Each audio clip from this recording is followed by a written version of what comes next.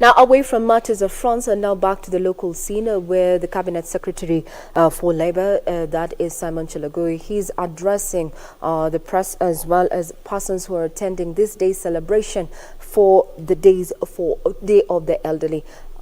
Let's have a listen into his speech.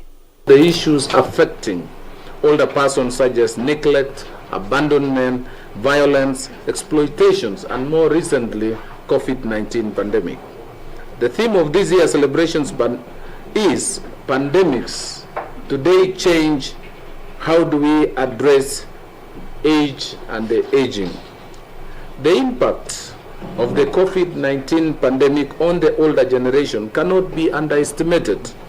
It has been reported that the highest number of people at risk of contracting and succumbing to COVID-19 has been older persons and those with pre-existing medical condition who mostly fall in the older person's age category.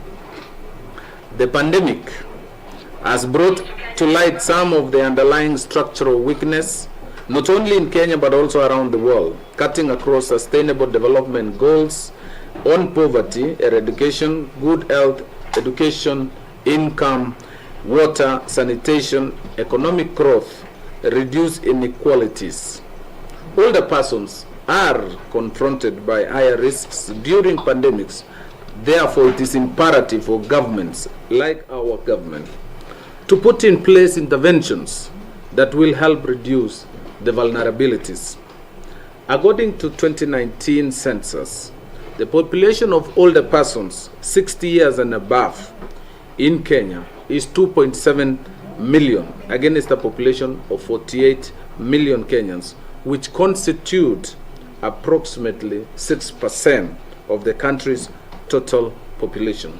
And that tells you that it's not easy to reach the end that was explained by the officer from Alpage. 2.7 million people out of 48 million Kenyans is such a low number, and therefore this is a resource that we need to care, we need to nurture, we need to protect, and we need to support so that we continue to draw on their collective experience and wisdom.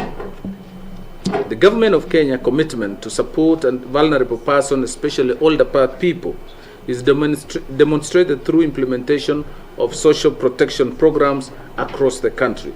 And this has been articulated very well by Keshigi, a head of social assistance program, and Mrs. Cecilia Mbaga, and the director, the Children's Services Secretary, that Kenya government has established now, and according to our program, the vulnerable.